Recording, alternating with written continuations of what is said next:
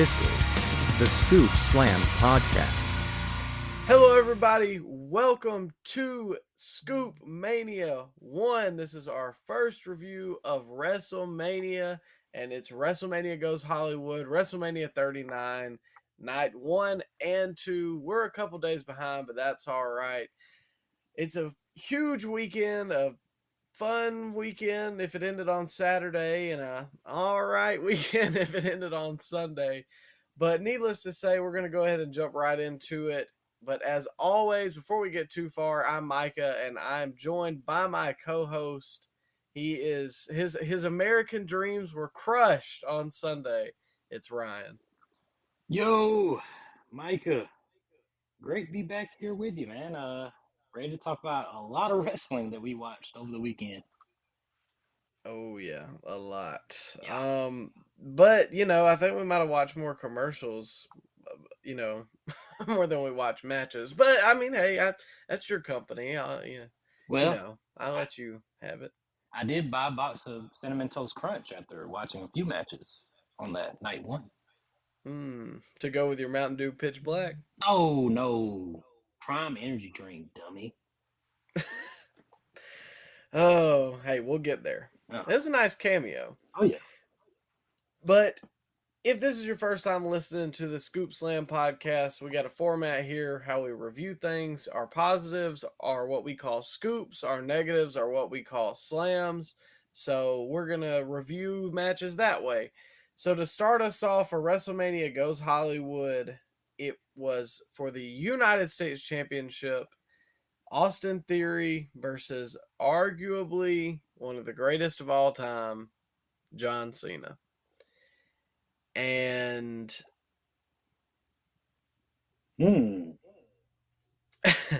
I'm just gonna go ahead. Theory picked up the win here. Yeah.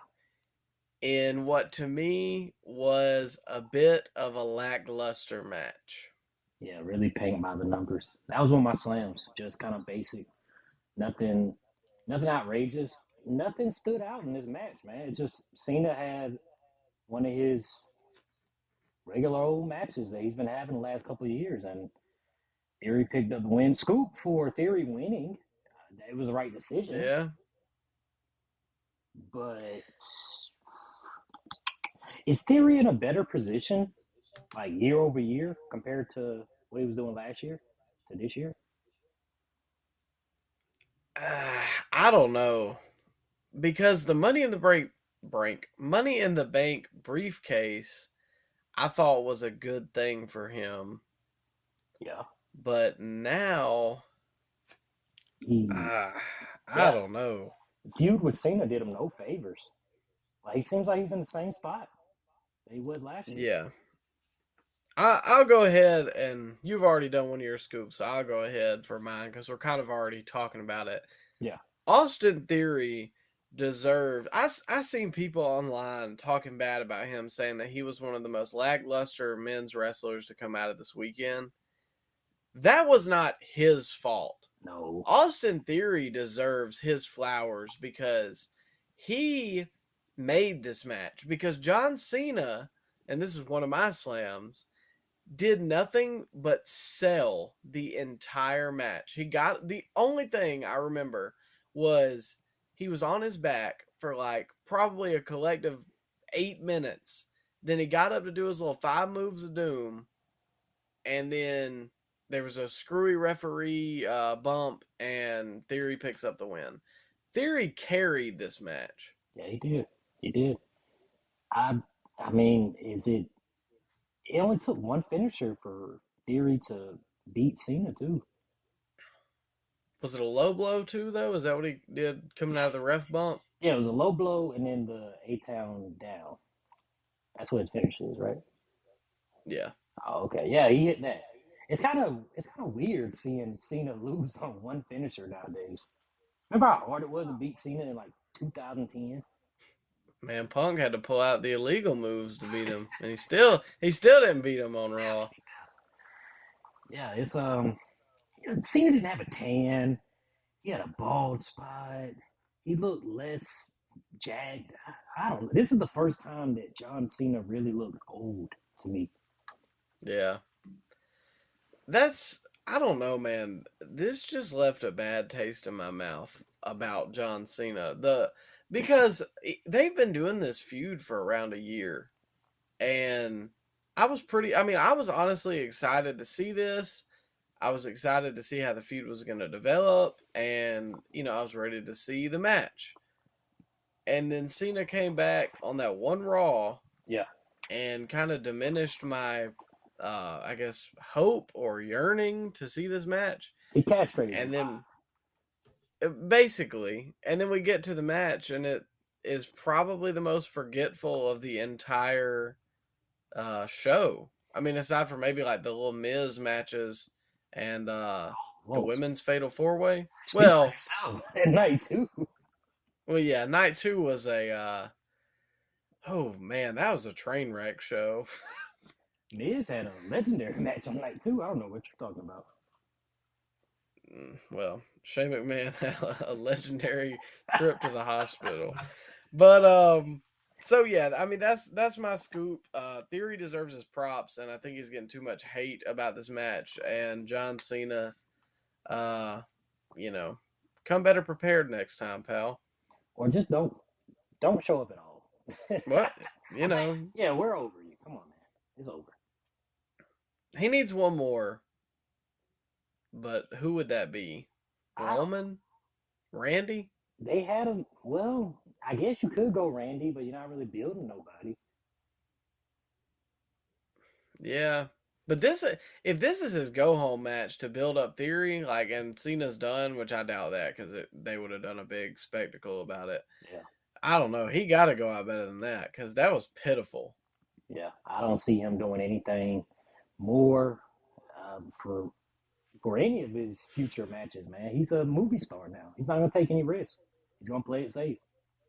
Yeah, but even The Rock did a little bit more. Daggum. Well, you see what happened to The Rock the last match. Well, that's why Rock is permanently on the Rushmore, and Cena's not. Yeah, Cena dropped a few legacy points on Saturday night. Yep. Well, moving on to pretty much a border match, but I enjoyed it. It was the tag team fatal 4-way between Ricochet and Braun Strowman, the Street Profits, the Viking Raiders, and Chad Gable and Otis. Yeah. So, this was a cool down match that honestly really didn't need to cool down anything because the Cena Theory match kind of sucked. So, I think it could have been placed a little better, but it was all right. The Street Profits picked up the win, and for your scoops, what do you have for this one? I just got spots. I like this match. It was a lot of chaos, a lot of mayhem.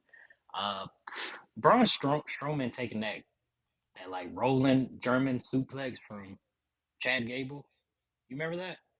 Yeah, that was one of my scoops. That was something. Uh, you wanna just alternate? You take the scoops. I think we all got the same spots, so you just take this match. Okay.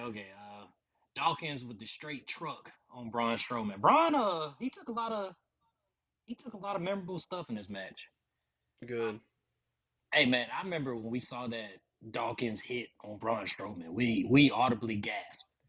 Yeah, I mean it was a moment. Like we all kind of looked at each other, and it was. I gotta say this. I give Montez his props every week, but this week I gotta give it to Dawkins. He looked pretty good at Mania. Yeah. And one more. It's Ivar attempting a moonsault at 350 plus pounds. When's the last time you seen that from a guy that big? Keith Lee do a moonsault? Actually, okay, yeah, you can. Well, I honestly didn't know.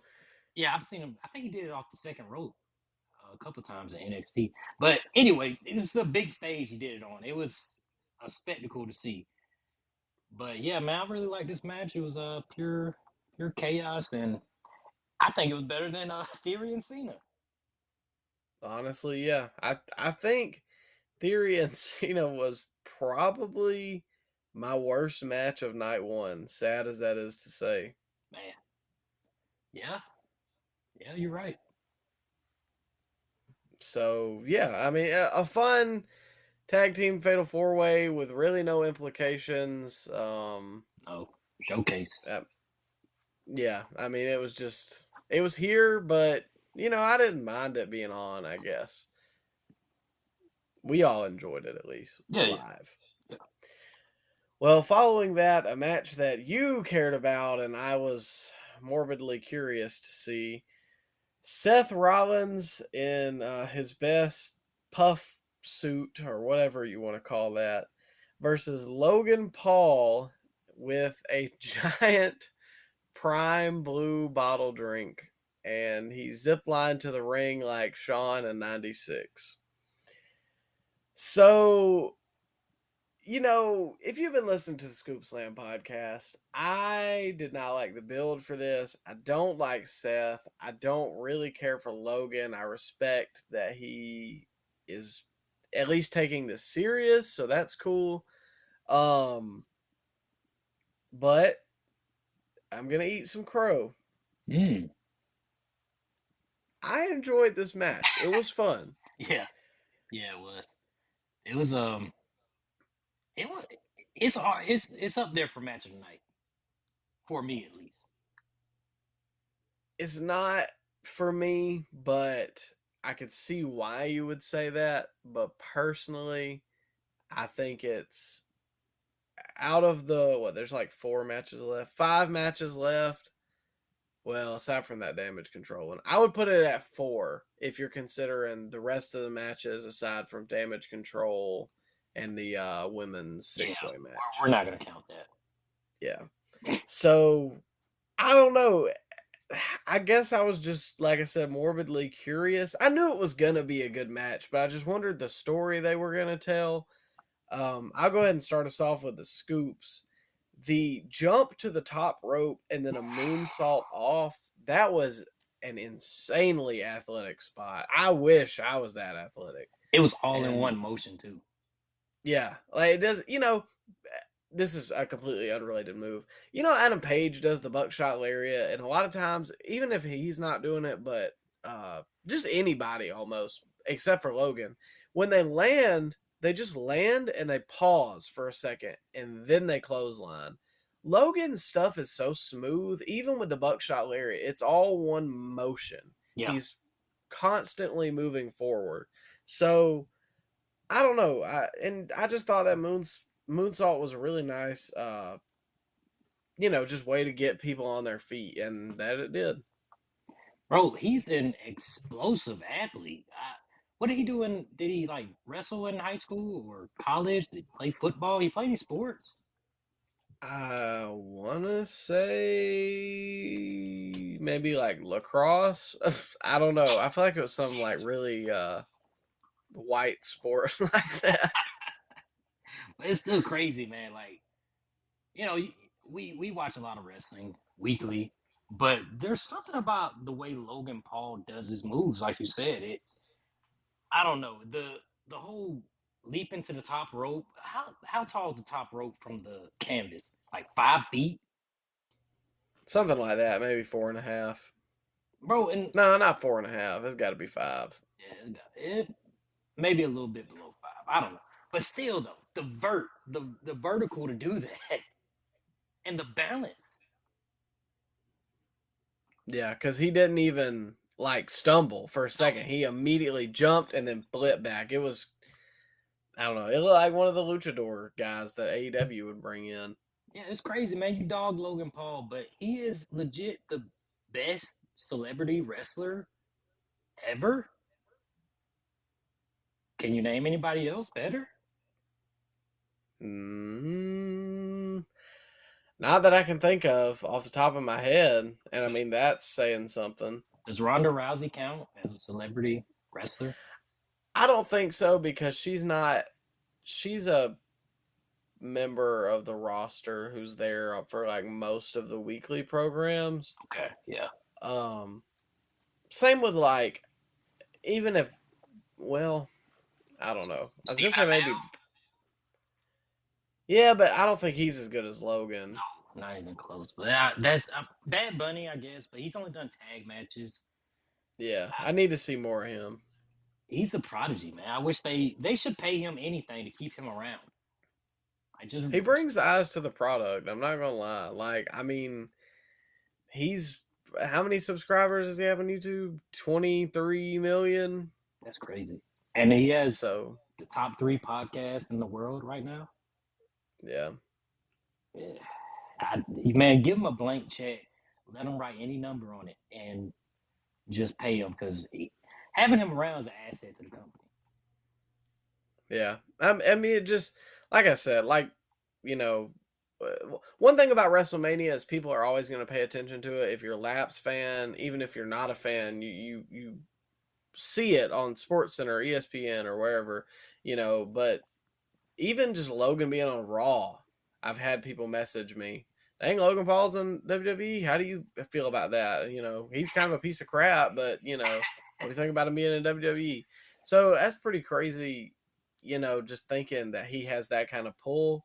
So for a company like WWE, who's also looking to make any kind of money, get any kind of publicity, and I don't know how we made it 20 minutes into the show without even mentioning that they've been sold now at the date of recording to Endeavor. Yeah.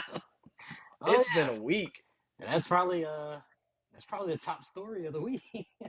Yeah, which we're not even going to have rumors this week because we're doing all 3 shows at the end of the week. Before we get into a slight tangent, he was an all-star linebacker and qualified for the state level Division I wrestling championships. So he was a wrestler in high school. But yeah, man, what a week.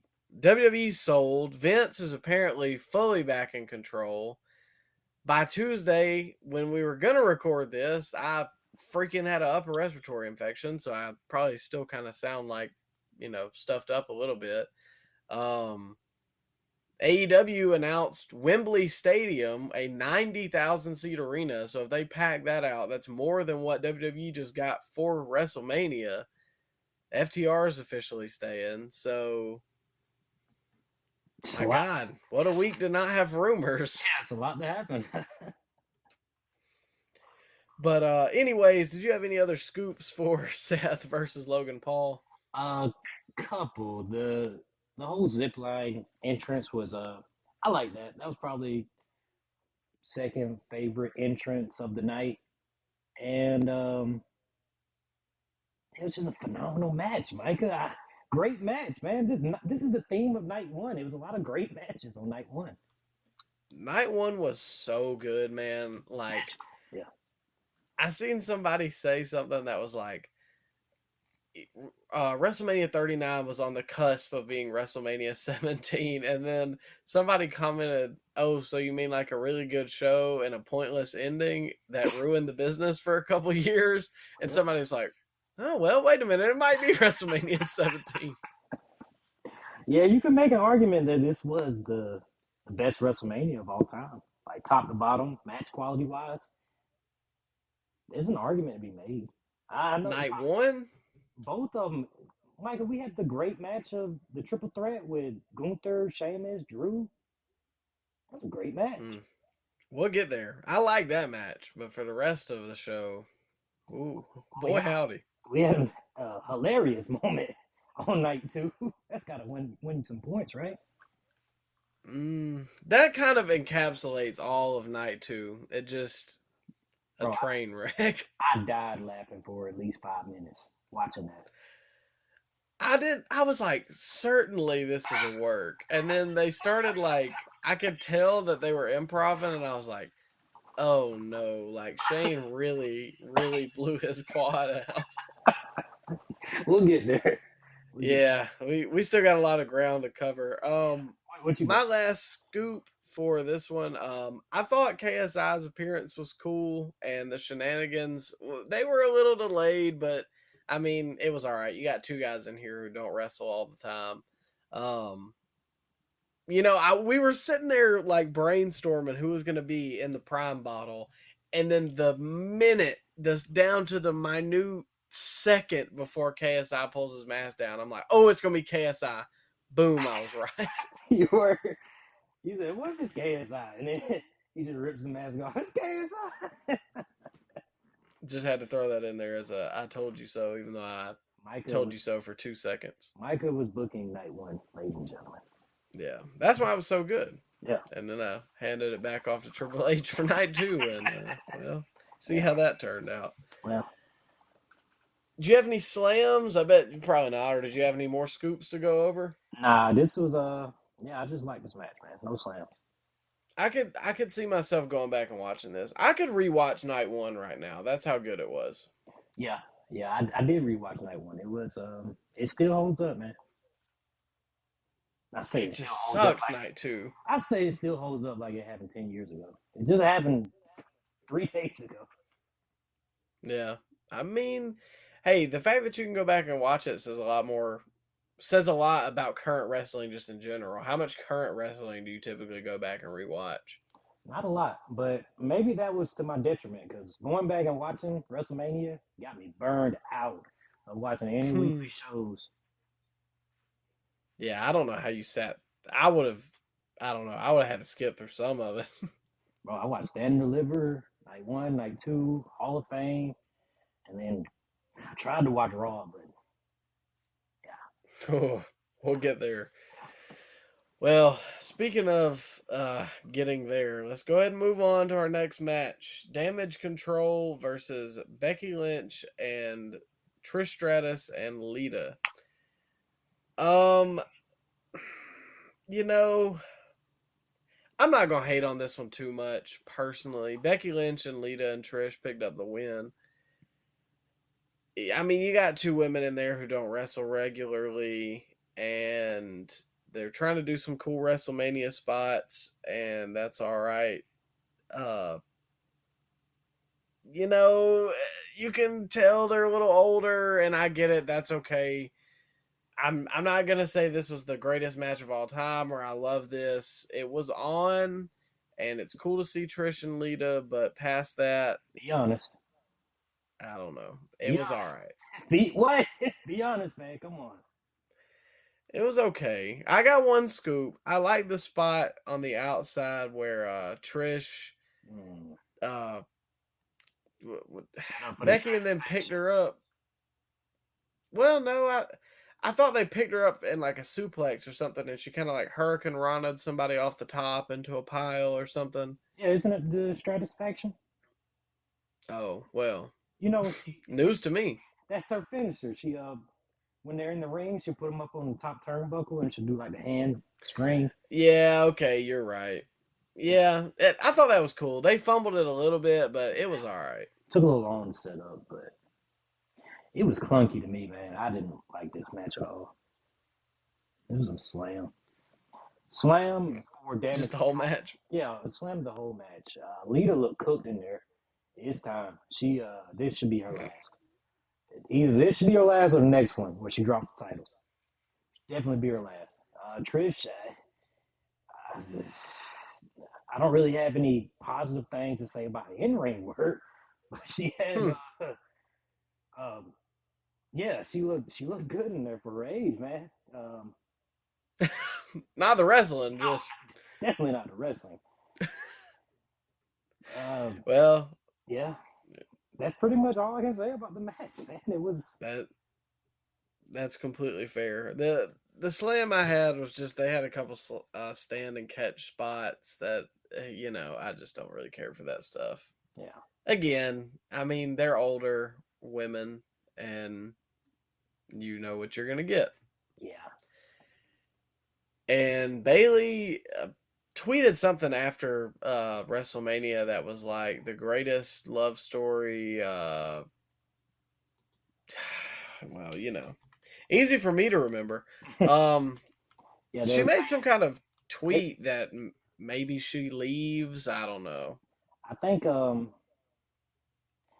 was something like she said goodbye. And yeah, and sometimes the most romantic love story comes to an end. Bye. Yeah. Thoughts? And she apparently was cut from Raw too, so I don't know. And they didn't mention her at all in commentary. I think I think a lot of guys on Raw were missing because Triple H just let them have the night off. After an emotional weekend like WrestleMania, all the festivities, probably all the media they had to do. I'm sure he gave a lot of his people the night off.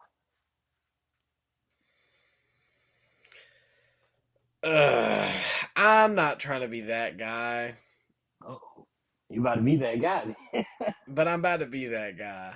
Okay. Come on, man. I know it's a busy weekend, and again, like I don't know their situation. I'm not a pro wrestler, but I would think that WrestleMania or Raw after WrestleMania is probably one of the most attention grabbing shows of the year. You know how many people texted me that were not wrestling fans about the end of night 2? And I'm sure had it had a decent ending, then they might have tuned into Raw. And Raw still did a big number this week. Yeah. Why would you give your stars the night off? Mike, I'm gonna be honest with you. Um, the night after WrestleMania, the last couple years, I don't know what people were expecting. Did they want NXT debuts? We haven't gotten that in literally 3 years. There hasn't been an NXT debut after the Raw at the WrestleMania. There hasn't been one. Did they want Jay White to appear? Well, he was never advertised. Well, He wasn't signed. What did people want? I mean, I think people maybe wanted returns. Is there anybody that's on, like Randy? I know there's rumors floating that he was going to be there. Riddle came back. Spoiler alert for the Raw review, but I don't know, man. I just remember Raw after WrestleMania, like the crowds are always really hot, yeah, but maybe I don't know. Maybe it's not the same. NXT Black and Gold, like during that era, yeah, you used to get a lot of call ups to Raw at the WrestleMania. But 2.0, bro, they really haven't called anybody up like that, especially right after WrestleMania. Who's the person in 2.0 Honestly, that has been called up except Solo? Solo's the only one I can think of. any of the women? Maxine Dupree, she hasn't wrestled. She's Yeah, on she's screen. just yeah. I honestly thought they might pull Braun up because he lost his title. That would have been catastrophic for his career. Yeah, but Oh now yeah, he turned heel, so it's giving him some new life on NXT. But yeah, he ain't ready, Mike. He ain't ready, man. I haven't been watching, so I couldn't tell you. Maybe this heel stuff will open my eyes a little bit, but at this moment, he's still young, so I ain't gonna rush him. But NXT 2.0 doesn't. They haven't gotten a lot of call ups. Who did Is the people? system flawed? I just think they're going in a different approach. They're not going with a bunch of old guys anymore. They're going with young guys, and you don't really want to pull up these young guys before they're ready. Yeah, I guess that's true.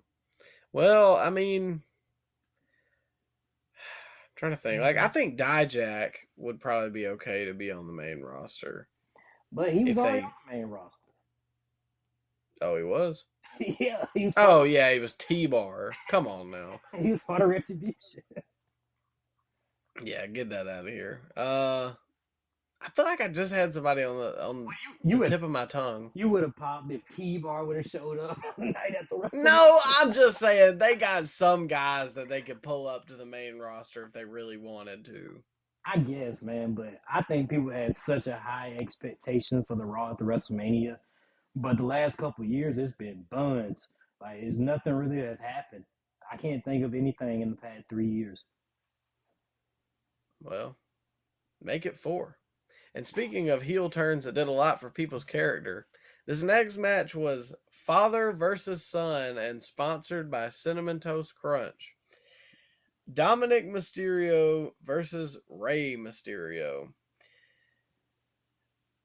This was great. I love this, and I love it even more because people are like, who really wants to see this? Who can believe this? This is one of those things that I was able to suspend my disbelief for, and I got really invested in it. And I didn't like the Judgment Day when they first started, and I didn't like Dominic when I first came back to watching wrestling again. This, honestly, gun to my head, might have been my match of the night. Wow. It was a good match. I just thought it was a good match. The antics were good. The entrances were good.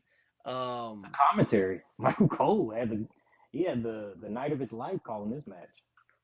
And see, that's what it just felt like all things just came together for this match right here. And I don't know, man.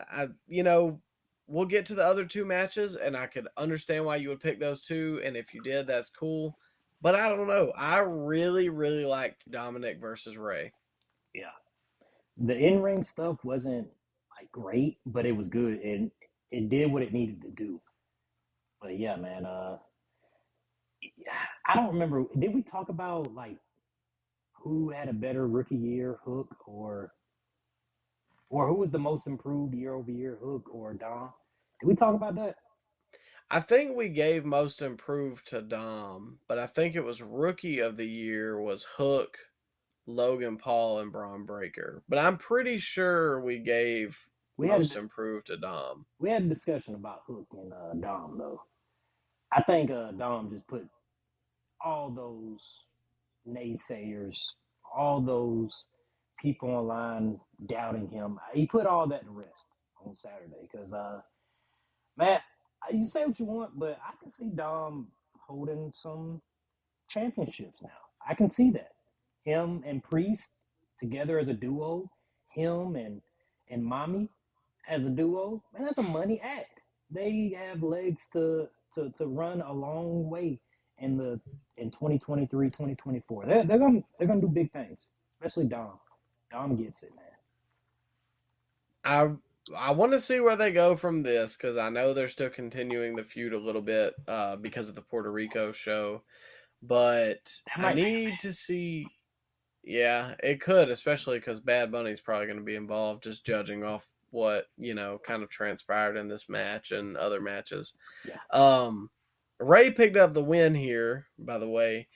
I just want to see what Dom does after this, but I'm not disagreeing with you. I think that this feud and this heel turn has done wonders for him because before I did not like him and I thought he should go down to NXT and he was too green and I don't know. It just sometimes a heel turn ties all the little things up for people who, are just kind of getting their feet up under them. So, yeah, I don't know.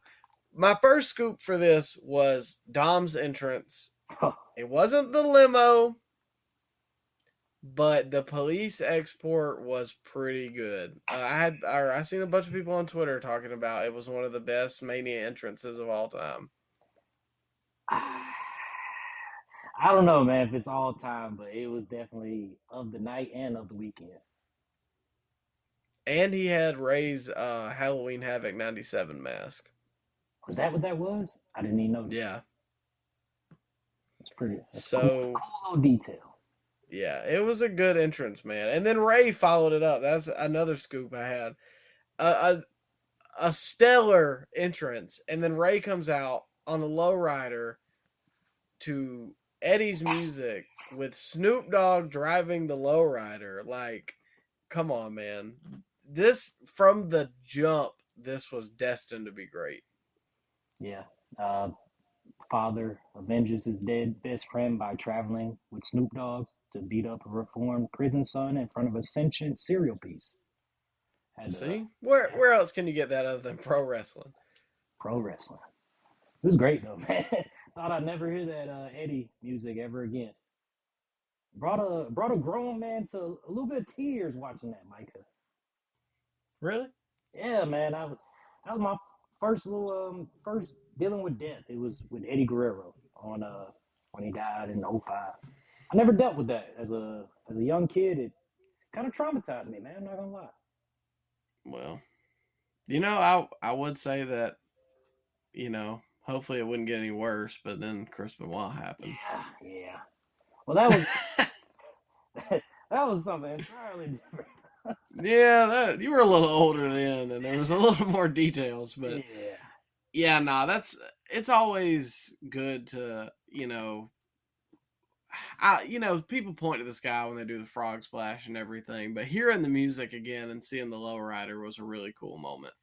Yeah, I was expecting Vicky, but after everything that happened this week with Vicky, I don't think we're ever gonna see her again. Nah, I've seen she got removed from the AW roster page, so I don't think so. That's something else we didn't even talk about happened this weekend. Yeah. Um, but yeah, man.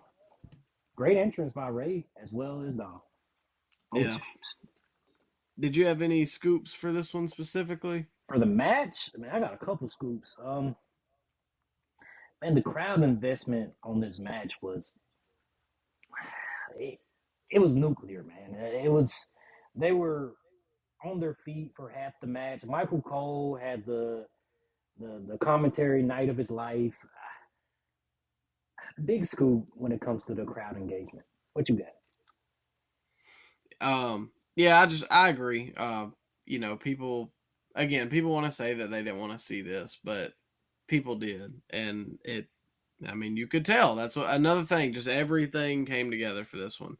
One of my scoops was I thought it's funny because I don't like corny stuff like this a lot of times, but when it works, and when it makes sense, it can be good. When Ray, took the belt out and started whipping Dom, and then Dom throwing the drink on his sister, like the little stuff like that, it was good. Dom JF right there through the drink. Dom JF. Do you think she got brought backstage and got free tickets to Raw after Mania? Well, I would hope so. And then I'm gonna go ahead and hit you with a double stack. Go ahead. Two things out of this scoop. One, Ray is still great at his late 40s. He moves like he's in his 30s still, and that's insane. And Dom throwing Ray, who was already flipping into the bottom turnbuckle, My God. was. Yeah. I had to do a double take when I first watched it because I thought he got injured. But then, no, that was just the way they planned it, and it looked brutal, but like in a good way. It did look brutal, man. Even the referee had to rush over there to check on Ray because his head hit the bottom turnbuckle really hard. It was Yeah. he laid it in. Is that all you got for this one, or you got anything close us up for this match? No, you kind of hit on everything. The drink they threw on his sister, and it was a really good match, man. I enjoyed it. Yeah. And I didn't have any slams. I mean, just compelling television. That's all that this was. Yeah. Well, following that, for a match that I was not expecting to potentially beat that one for a match of the night, not that I thought it was going to be bad, but we'll get there. For the SmackDown Women's Championship, Dominic Mysterio's mommy, Rhea Ripley, versus Charlotte Flair. And, Rhea picked up the win as she should have. Right decision, so that always helps. I tell you, I really enjoyed this by the end of it. When it started, I was not invested, but they really got me hooked towards the end, and I got to throw out a question to you. Yeah. Is this the greatest women's match of all time? Yeah, I think so, man. Just the setting and the match quality, I don't see how you can top that, really. The only match I would mention as far as WWE goes, because I don't watch no Joshi Pro or Stardom or anything like that, but Sasha versus Bailey, 2015 NXT Takeover Brooklyn. Yeah, I was gonna say that, or one that came to my mind was Sasha and Bianca from a couple years ago at Mania. Or Bianca versus Becky at, what was that, WrestleMania last year, or was that at SummerSlam? Or was it at both? I think it was at both, but I think the one at Mania was better. Yeah, but they had some good matches, but I don't know, man. Call it recency bias, but it's definitely it's up there. It's hard to top it, especially like you said, the setting and the thing about these two women is they kind of wrestle the same. They're bigger and they lay their stuff in. It looks real. Like realistically, Rhea could wrestle men. Charlotte, probably technically wise, I think she could. Um, and I don't know, man. It just all came together, and you could even tell by the end of it, they got the crowd into Yeah, it. it started off slow though. That was one of my slams. Started off slow, but they hooked me in the end. Yeah, Maybe the story, well, for surely the story going into this probably is not gonna. Should it win best match though if it doesn't have a story it depends on what you're grading. I mean, I think solely from the match in ring? standpoint, yeah, then it deserves its flowers. If you're going by story, well, then it's up to Dom and Ray versus or Dom and Ray or the Usos tag team match. Yeah, Because the story for this one sucked, but the match itself was really freaking good, and I might even put it over the tag team match. That's what these last three. Throw them in a hat, pick one, and your answer's not wrong. yeah. It under promised and over delivered. Yep. One of the scoops that I had was that just that they were laying stuff in. I kind of already touched on that. Just the stuff looked real. You couldn't really see through it as much. Charlotte, this isn't a slam. This is just something I wanted to mention. Charlotte got backflipped. Kind of, I mean, it was a German, I guess, but she flipped through it and landed straight on her nose. Yeah, And that was a little scary spot, but it kind of added to it because then she had, her nose was really red and it was kind of scratched from where she landed on it. And then it just made it look more like a war. And so that always helps. and then the other German suplex off the top rope. Yeah, that one too. That she took a couple bumps that was, I don't know if it was her or Rhea. I don't know if she was trying to make people think she was getting hurt more to build interest, but I don't know. She took a couple nasty bumps. Bro, it's what the Cena in Theory match should have been. Cena should have made Theory like Charlotte made Rhea in this match. Yeah. But I didn't even think about that. She really did. Not that Rhea wasn't in the main event already, but she pulled her up to the main event. yeah, this is a star-making performance. Charlotte, she took a lot of dangerous bumps and she didn't hold back. Man, it's arguable for match of the night. It's up there. It's up there.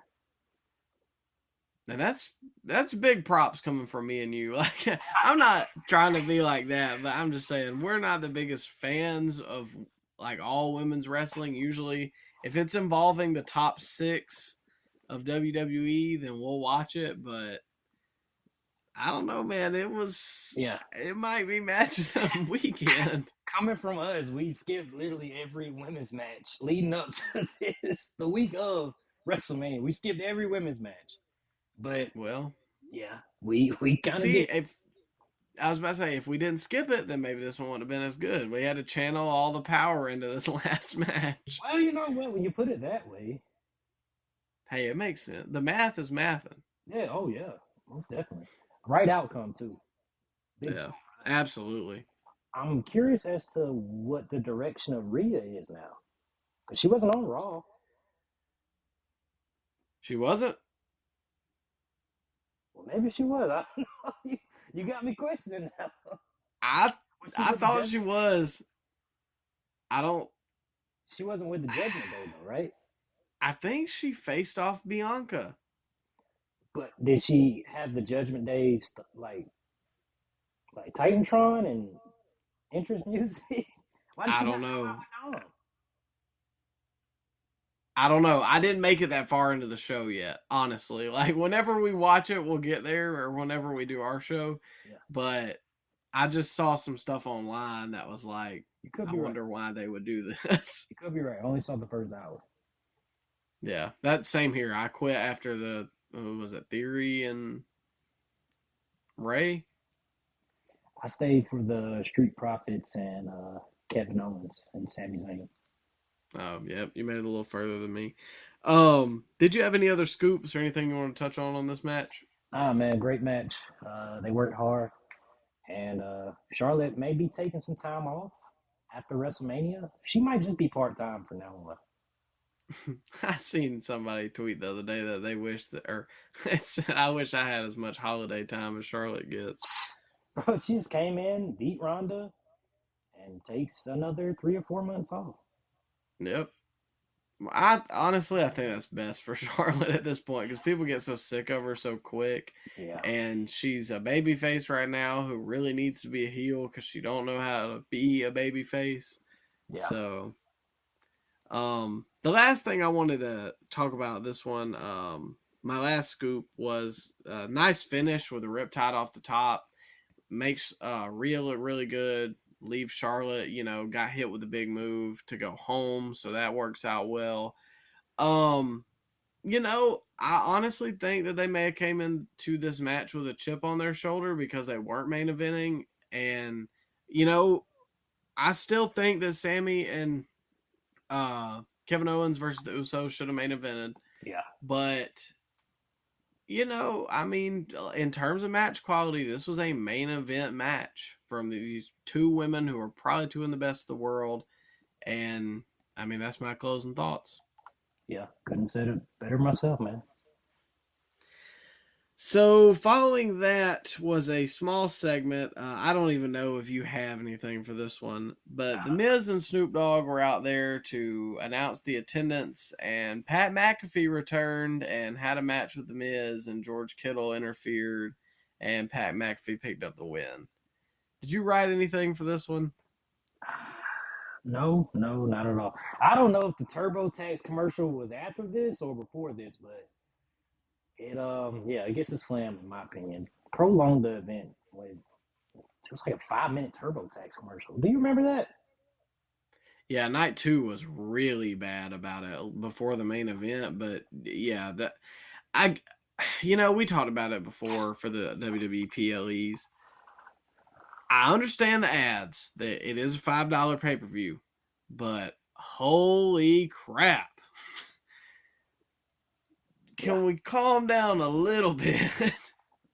Man, they making their money, but as far as a viewer or our viewership goes, it's a slog to get through it live, man, when you gotta watch all these ads. And it's probably gonna get worse now that Endeavor and UFC is a part of WWE. Isn't UFC just rampant with ads right now? I don't think it's as bad as night 2 was before the main event. Personally, okay, so typically, because I watch most UFC pay-per-views, and I know you're not a big UFC guy, so they do a fight, and usually they will, if it's the main card, they will do a fight. They show the fighters walking back, then they will do a promo package, or usually they'll cut to commercial, do some ads, stuff like that. Then they may do, like right now they're inducting people in the Hall of Fame, so they'll do a promo package for like Cerrone or Anderson Silva or something like that. Then they'll do ads. Then they'll do a promo package for the match that's about to come up, and then the fighters start walking down. So to me, it flows a little better. It doesn't just feel like, oh my God, you're stalling for time. But maybe that's just because that's the only way I've ever watched the UFC. Yeah. And it's still crazy to say that UFC and WWE are the same company now, technically. Yeah. That should have probably gotten its own episode, but holy crap, what a week. Would they change the name of WWE, you think? I don't think so because they said that they were going to be completely different just under one banner on the stock market. But their stock market name is TKO, which I thought was kind of funny. But the chain of command is Ari Emanuel. Yeah. And then directly under him is Vince McMahon. So So Dana White works for Vince McMahon now. pretty much, yeah, Vince has control technically in the chain of Dana. You think Endeavor? You think they covet WWE as more of a bigger deal than UFC? Because they value WWE at what, $9 billion? Yeah. What did they pay for UFC? 4. Wow. Yeah, how crazy is that? I think, I don't know. Cause like It's crazy, man. here's the thing about it. I would arguably say UFC has more fans right now. Sure, you can say that.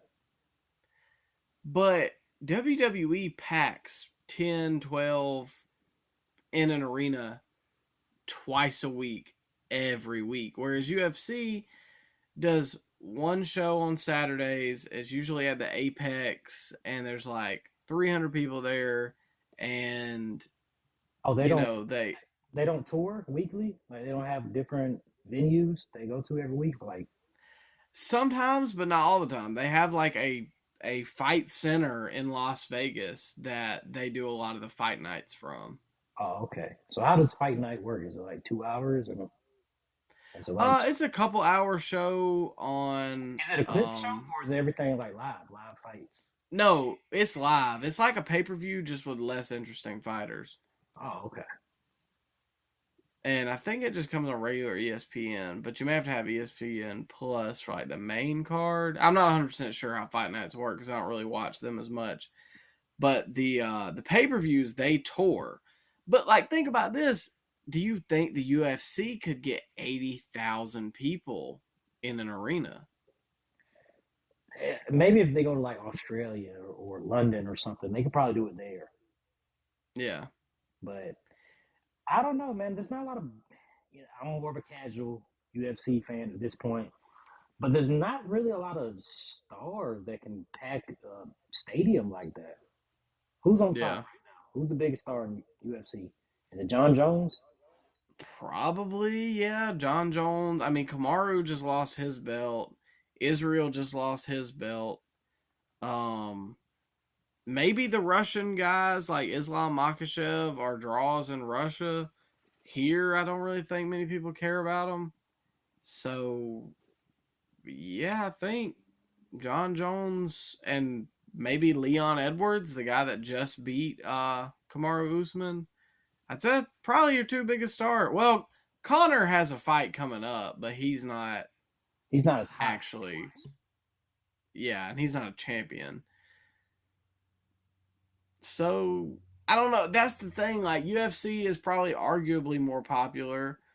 I would say that WWE probably makes more money, and their history and their tape library justifies that price. And WWE pays their wrestlers more too. Yeah. Well, again, like I told you the other day when we were texting, because this is something that bothers me, like Francis Ngannou. And a lot of people complain about, oh, fighter pay sucks. Fighter pay is this, fighter pay is that. And I get it, because I wouldn't want to do it for 50 grand or 60, whatever they make. I don't even think it's that much. You also got to look about it like this. Think about Walmart being like, hey, Ryan, come in and, work for like 3 hours and we'll pay you 25 grand. Because really, that's what they're getting out of you. Yeah. Now, they could let them sponsor like they used to. Yeah, why don't they quit doing that? Because they don't make money off of it. But wouldn't it benefit the fighters, though, to have the sponsorship deals? Yes, but it won't benefit the UFC. Hey. So that's my spiel on that. That's our slight sidebar on the whole UFC Endeavor thing. I don't know what they value more. We'll talk about it at a later time, but yeah, what match are we on? Yeah, let's go ahead. So we wrapped up Rhea and Charlotte, and we are finally at our main event. It is for the Unified Tag Team Championships. The Usos versus Sami Zayn and Kevin Owens. And wow. I don't even have anything wrote down for this match because it's just one of those things you have to watch. Yeah. Random thought. The Usos main eventing WrestleMania, it puts them as the number one tag team of all time in WWE history. There is nobody else that has a better resume than the Usos, Micah. It's not even close. When it comes to the longest reigning tag champions in the company's history, that's the Usos. When it comes to main eventing WrestleMania, which nobody has done for the last 38 years as a tag team, that's the Usos. Having one of the best storylines going into WrestleMania, how many tag teams can say that? The Usos can say that. The discussion should be over, Micah. Who can you put over them? All right, let me give you a list. Go ahead. The Road Warriors. Not in WWE. No. Okay. Are we speaking specifically WWE? WWE. Okay, because I was gonna say, like, what about the Midnight Express? But you can't say that. We can't compare that. Okay. Dudley Boys. Yeah, they got a better career. Steiner Brothers. Most definitely. They only had like a 2-year run WWE. That's true. I would say Harlem Heat, but they are also WCW. Yeah. Off the top of my head, that sounds like it's wrong, but I don't know. They've been a tag team for a decade too. Like, how many tag teams have lasted that long? The New Day, I would put them ahead of the New Day. Oh yeah, I'd put them ahead of the New Day. Okay. What about the Hardy Boys? See, the Hardy Boys is I can't put the Hardys above the Usos because the Hardys only tag team for what? 99 to 2001, and then they broke up. And then they got back together a little bit in 06, and they broke up again. Can we really put that resume, the 4-year run they had, against the Usos run? Okay, let me compare that same thing to Edge and Christian or the Hart Foundation.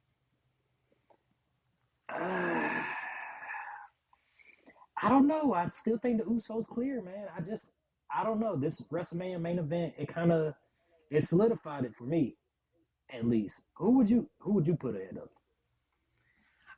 I'm not saying that you're wrong, because it's hard to, when you really sit down and think about it, if we're speaking just WWE. Yeah. Because, I would probably say the Midnight Express or the Steiner Brothers or, Harlem Heat maybe.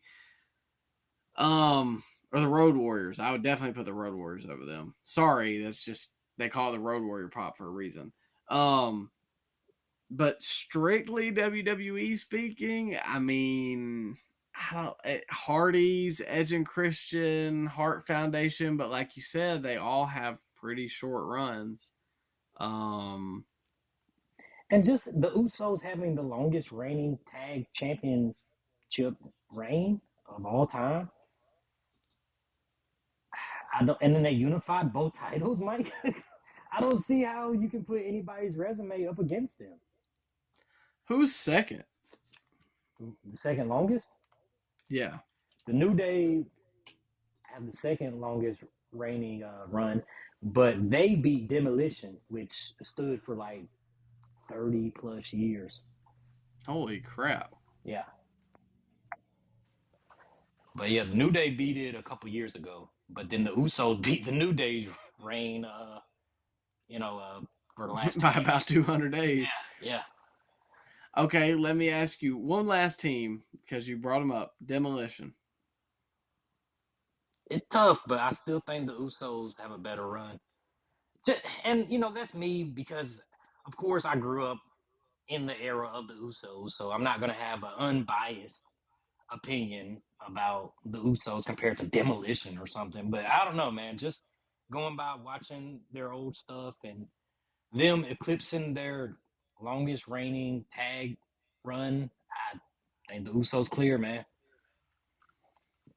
They're in rarefied air. I'll say that. They You don't like definitely. the Usos. You don't like the No, I do. I really do. But there's one issue that bothers me about this whole thing is they've kind of been lackeys for their whole run. Like Drew would clear the ring and he'd beat up the Usos and then Roman would get away. That bothers me. Yeah. But I will reason with you and say that they are at least at like the table.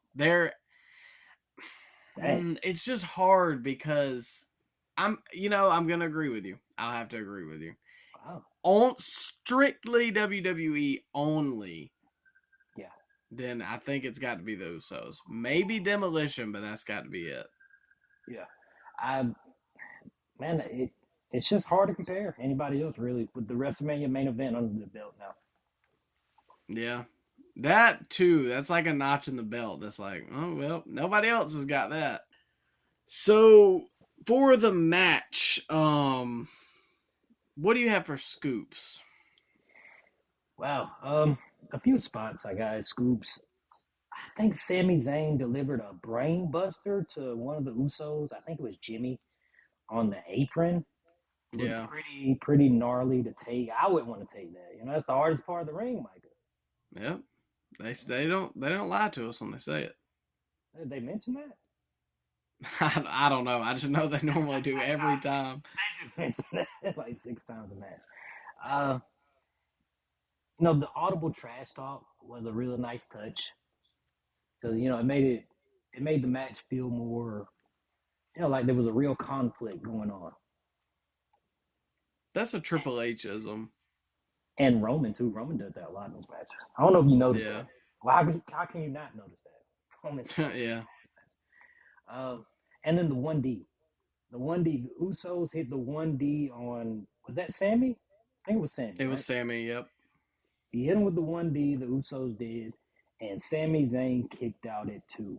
Place went crazy. And it was the first time that someone has kicked out of the 1D, Micah. Yep. And you got your list from earlier of your people who I've come prepared, Micah. Jeez, what kind of man you think I am? Okay, so I went and did a little research. I went down the rabbit hole. And I found out that the Dudley Boys, their finisher move is 3D. Of course, Micah, you're aware of that, right? Yes, absolutely. Okay, well, the Usos have adopted that move and called it the 1D.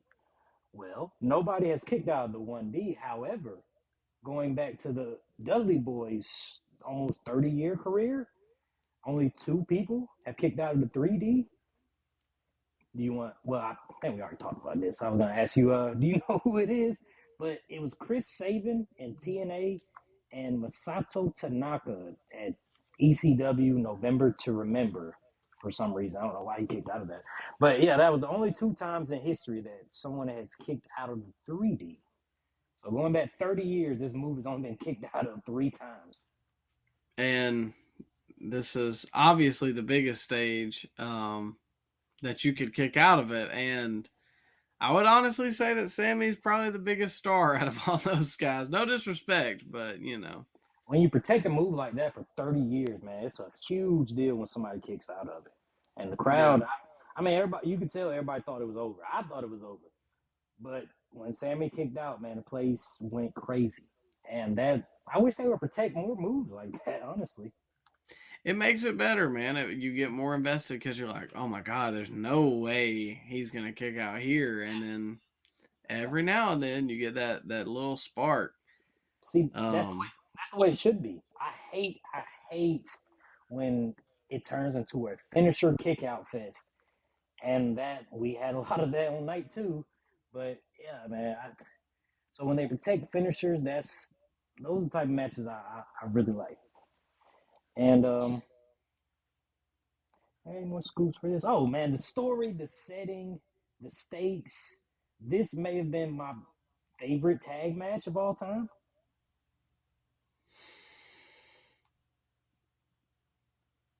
Um, In my opinion, it's hard to top the WrestleMania main event, the story, the because Mike, it's a year, 2 year long story they had built up. It was a match that was back and forth. There was a lot of kickouts that you weren't sure the other person was going to kick out. And then one more scoop before I let you unleash on this match. go ahead. I don't know if you caught up or caught it when Sammy hit the two haluva kicks, and then on the third one, he grabbed Jay, pulled him close, and he said, "I'm sorry, Oos." And he went back to the corner and hit him with the no, Rose. Man, it was emotional, man. It brought me back to "I'm sorry, I love you." You know, from WrestleMania 24, Yeah. man, it brought me back to that, man. Just the little things in the match like that. Yeah. Great way to end the night. Perfect ending to WrestleMania. But then we got night two. I will close up night one and this match as a whole because you did a stand-up job of covering that one. And I have no slams. It was great. People were crying in the crowd of elation that Sammy and Kevin Owens won these tag team titles. KO And I and don't. Sammy were too. Yeah, they were crying because it's the first time they've won it together in WWE, and it's on the biggest stage of all ever. And it's two guys that look like that, and they get to have the biggest moment on the biggest wrestling show of the year. And they wrestled in t-shirts. They wrestled in t-shirts. But I mean, it's the perfect way to close up night one. And I don't know about greatest tag match of all time, but you know, it's got a spot at the table. Yeah. I'd have to rewatch it, honestly. That's what we can do for one of these holidays. We can do a watch, like a tournament of our favorite best tag matches of all time, something like that. But Bro, it's crazy, man. Just looking back, these guys 10 years ago, I don't know if you were following ROH, but I got into a lot of ROH 2014, 2015, and I heard a lot about these guys. And I never thought somebody like Kevin Owens would get signed by WWE back in 2014. And then he did get signed. And then he beat John Cena his first night on the main roster. And then fast forward, he's winning the main event of WrestleMania in a t-shirt. And the year before that, main evented with Stone Cold. So yeah. It is a crazy journey for these two, and all in all, just a great night. Night one was great. I wish it could have ended there, honestly, but what would you get in night one? 1 to 10.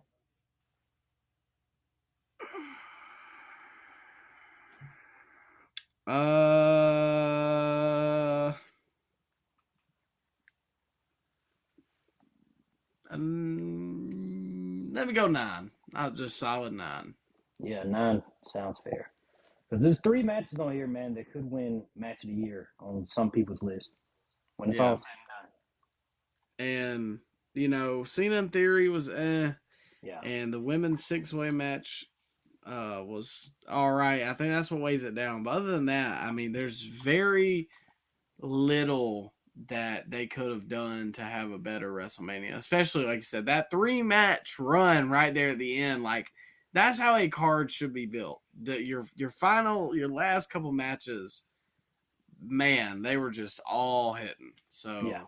that it leaves a good taste in your mouth. And so that's what you think about. You think about, oh man, I was so happy that night, or I was so just, I guess, what's the word I'm looking for? Entertained. Entertained. Emotional. Yeah, it was all around great night. I go 9 as well, 9.2 maybe, just to be difficult. Well, speaking of difficult, WrestleMania wasn't over. Oh. And there's a night 2 to follow. There's a night 2. Well, I guess there has to be. And I guess we got to talk about it. Yeah. All right. So to start us off for night 2, the Battle of the Beast, the big meaty men slapping meat. Brock Lesnar versus Omos. And I don't think I had really any expectations coming into this. And maybe that made it better. I don't know.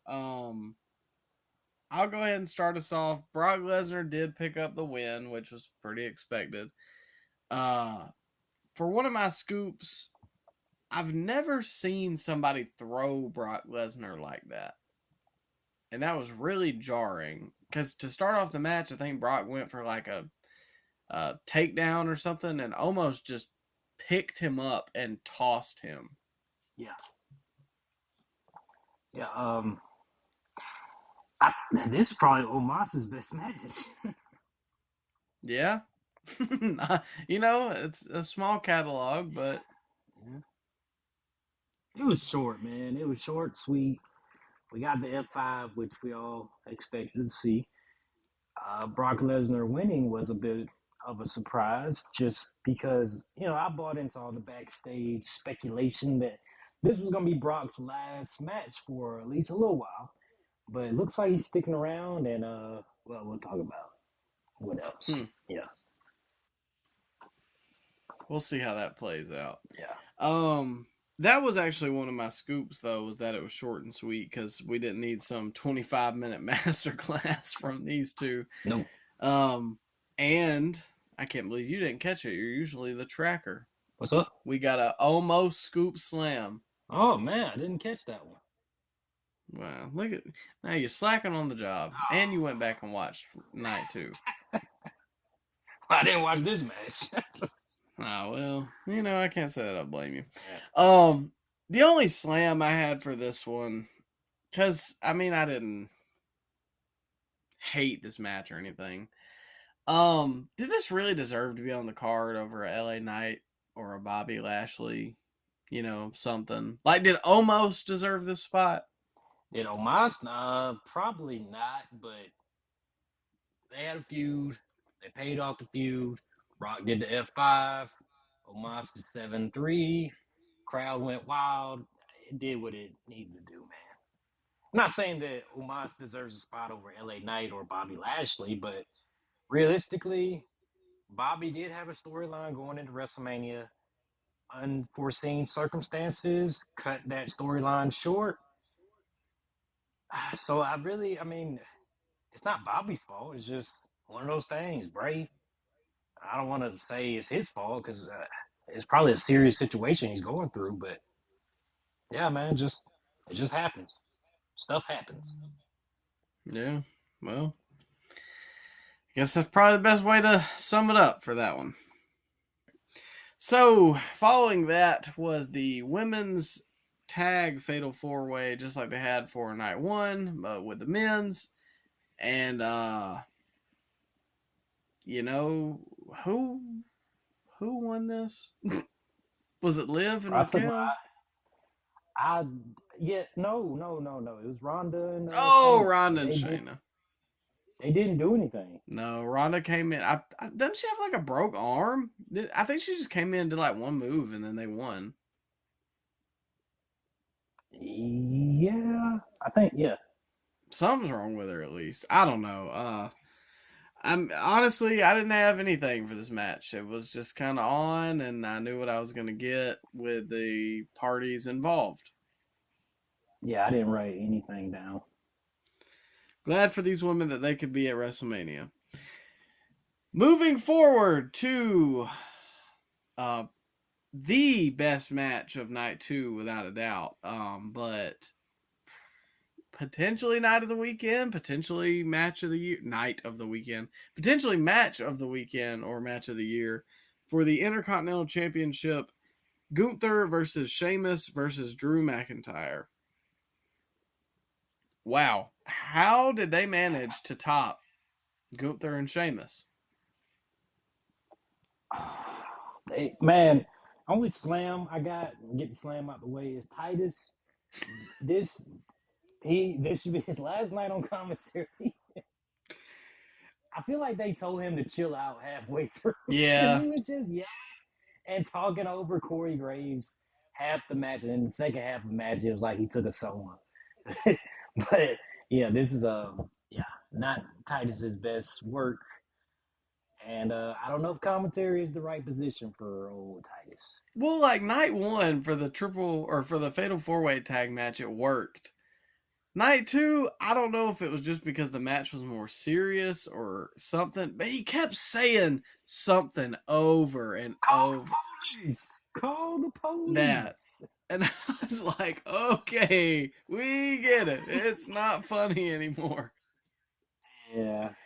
So, yeah, sorry. Thanks for coming, Titus. We enjoyed you in night one, night two. Oh, well, see you on Monday. Yeah. Keep the global ambassador role. Well, I might would take him over Kevin Patrick. Oh man, I would take the sex doll that they use in DDT over Kevin Patrick, man. Well, just let Corey Graves do his own thing the whole night. What do you think, Yoshihiko? I know, it's a great match. Hey man, I'd be sports entertained. Hey, it might be. It'd be just like the Raw general manager. Didn't that turn out to be Hornswoggle? Yeah, it did. Anyways, I don't know why we're talking about all this awful crap on this great match review. I didn't have any slams, but the Titus commentary is a fair slam. Other than that, for scoops, what do you have for this match? Wow, the chop exchange that Drew and Gunther had that lasted, I don't know, man, like a minute, but they threw like 20 or 30 chops at each other. Mm-hmm. I didn't realize Drew had such a gnarly chop, man. He was out chopping Gunther. I guess maybe he just don't do it all the time, but he should, because dang, like that kind of ties into my scoop that they just like Rhea and Charlotte, they beat the piss out of each other, not pulling anything. And no, that's the kind of stuff that gets over and gets people standing up. So that was great. Yeah. Yeah, you couldn't see through anything. They were, man, Sheamus and Drew, they're really underrated nowadays, but I don't know if Gunther should have won this match. Am I crazy for thinking that? I see your point, but to me, I think that Gunther needs to beat the Intercontinental record, because the Intercontinental record holder is Honky Tonk Man.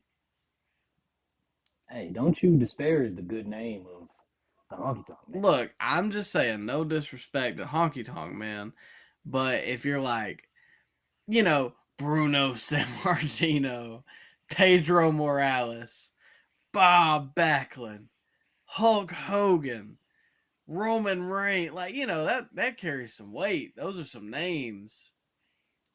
Honky Tonk Man, Hey, and that's your number one? Hey man, you can't. Come on now. Remember that theme song? He was the first one to have that sung his theme song. Gotta give him some props for that. All I'm saying is Gunther needs to beat the record, and he's only got a couple months to go. If they don't pull the trigger with him, I don't think they're going to do it with anybody. It probably made more sense now that Roman is still the champion. But if Cody would have won, I think Gunther should have dropped it, and then they probably could have had a feud. But I guess it makes sense in hindsight, seeing how the main event went. But yeah, man, the finishing sequence. Can I hit you with a double stack? I think I went last. Too. Go ahead. Yeah, okay. Finishing sequence. Gunther, did he powerbomb Shane? No, he powerbombed Drew. And then he powerbombed Sheamus on top of Drew. Yep. And then he got the pinfall, man. Great. I thought he was going to stack him like Roman. I did too. That would have been great too. I was But yeah, waiting man. for him to stack them up because then I was gonna be like, oh man, it's gonna be great. Like then we get to have this Roman Gunther feud down the line, and then Cody and Gunther. And then we saw the main event. Three ways are hard to do, man. But these guys worked hard, and it was up there for greatest three ways of all time, and at least for WrestleMania. I don't know about maybe not going back to WWE history, maybe not the best, but I don't know, man. It'd be hard to top this match right here. Everything looked stiff. Gunther looked good. Drew looked good. Sheamus looked good. Great match, man. And you know what? I like that there was no interference. No Yeah, brawl. What's the interference? Am no, I misremembering? Oh, okay, okay. No brawling brutes. No Imperium. It was just three guys proving who the beating best the. one was. Basically, that's what I thought.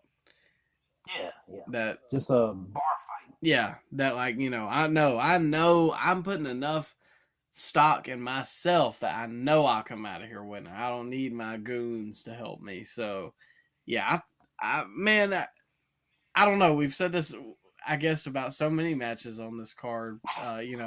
Dang, it's so great. I don't know what else to say, but go watch this. Go watch. If you didn't watch WrestleMania, I imagine if you're listening to us, you probably did.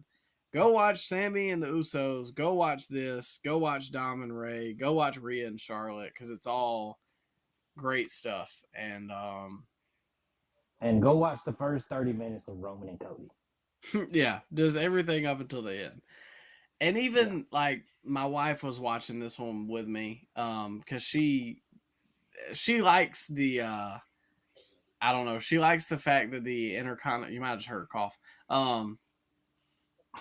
she likes the fact that the Intercontinental Championship is being fought for by international wrestlers.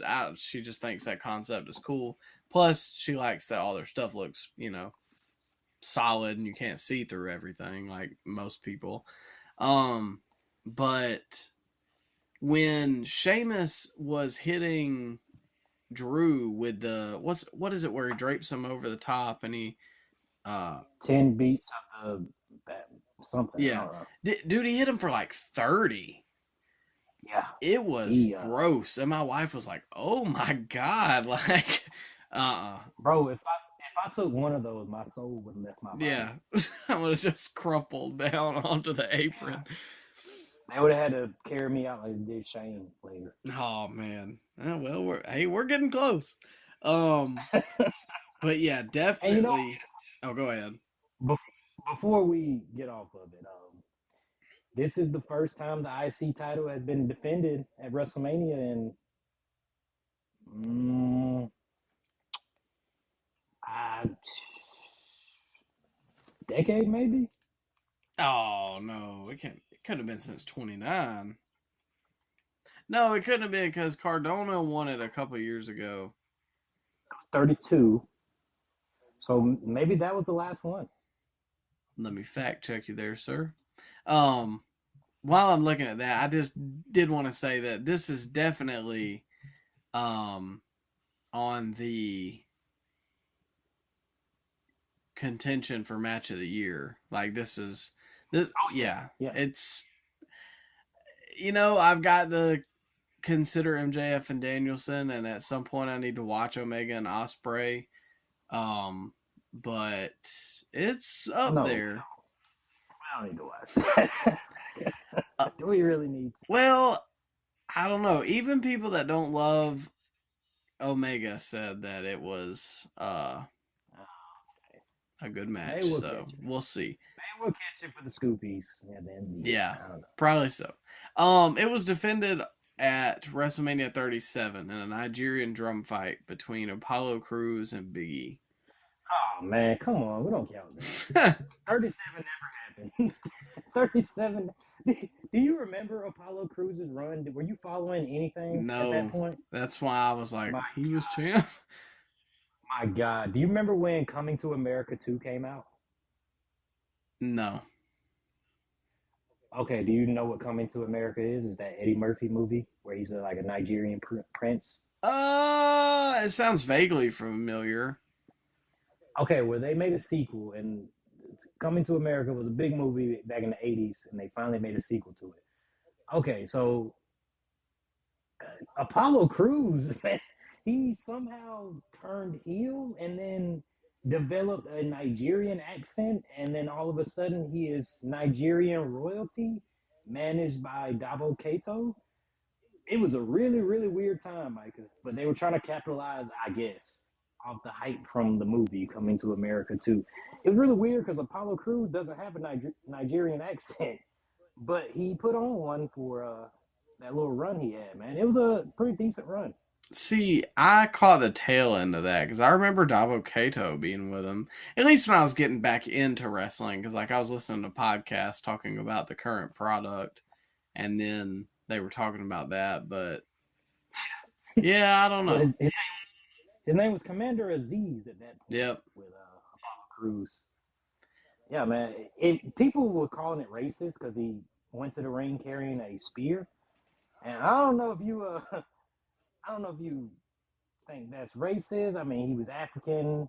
He was carrying a spear, and you know the WWE doesn't have a good track record when it comes to portraying people as a non-racist. Yeah, and usually, especially with the black community. Yeah. I Well, you do mean, that. that's Well, you draw your own conclusion. yeah, that's not my call, but you know, if I had to put it on the spectrum of is or not, I'm probably leaning more towards is. Well, he was the IC champion. They gave him that, but yeah, what a weird run that was for Apollo Crews. Yeah, just like when they remember when Triple H was like, "Didn't you used to have a Jamaican accent to Kofi?" Yeah, it was like that, but reverse, man. Apollo Crews just started talking a Nigerian accent. Yeah, at least Kofi just dropped it. You can chalk that up to just being in America for so long, but Apollo Crews dropped it now. He's in NXT. He doesn't do anything. yeah, lost it. He got off SmackDown, and then it was like, back to speaking. Went to speech. Yeah, but it was So defended. twice in 8 years. Twice in 8 years. No. It was defended at 36 and 35. What was 36? Well, Pre-show don't count. if you wouldn't have asked me. No, it was I just saw it. Wait a minute, 36 was Cruz and Kofi. Not Cruz and Kofi. Cruz and Big E. Big E.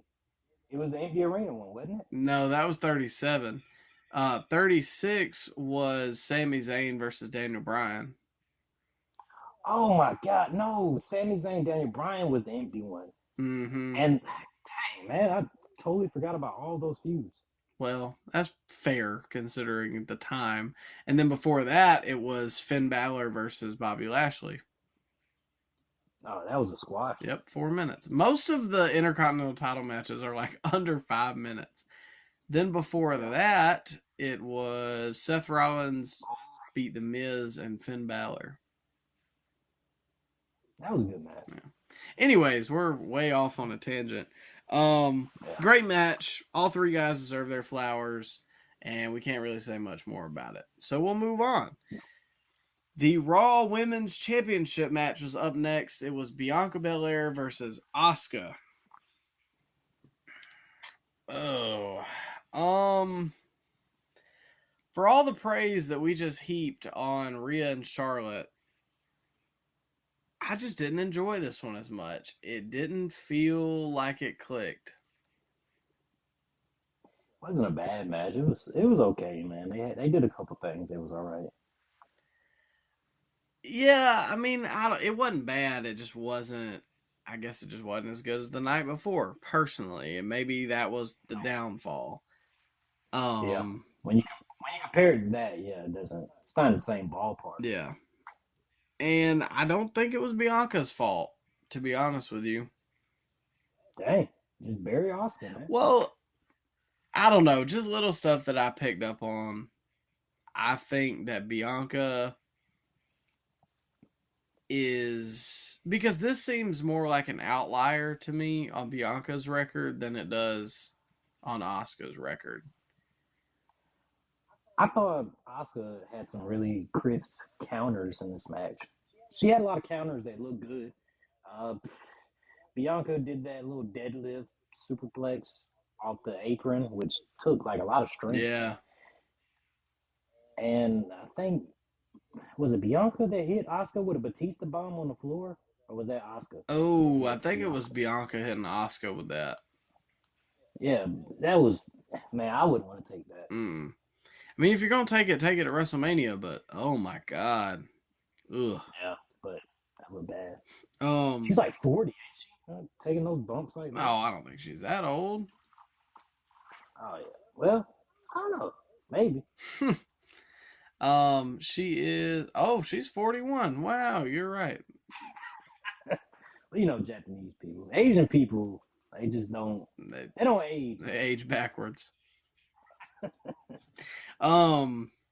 Since I think you just hit me with all your positives about this one, the scoops I had, I thought that Bianca feels like a megastar to me.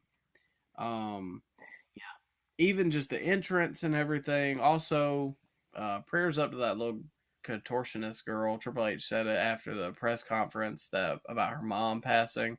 I can't imagine getting up on a good day and being out there in front of 80,000 people, much less a day like that. So, you know, our condolences. Yeah, Triple H, he was torn up talking about it, man. It was, you can tell it meant a lot to him. Yeah. That she got to have that moment with Bianca.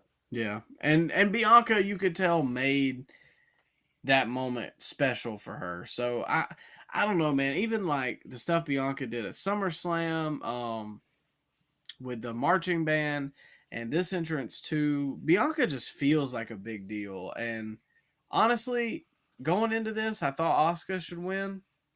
By the end of the match, I was glad that Bianca won because I just don't think they really have anywhere to go with Asuka. And Bianca just, I don't know, she reps the brand well too. Does, but they're running the risk, man, of having her champ for too long. Yeah. Because who does she have left? I guess that's true. Well, that's why I need the draft. I was hoping that was coming soon, and that was going to be Triple H's announcement on Monday, but it was not. And the last scoop that I had was, I thought the ending sequence was done well with Bianca. Well, that was the deadlift, you said, right?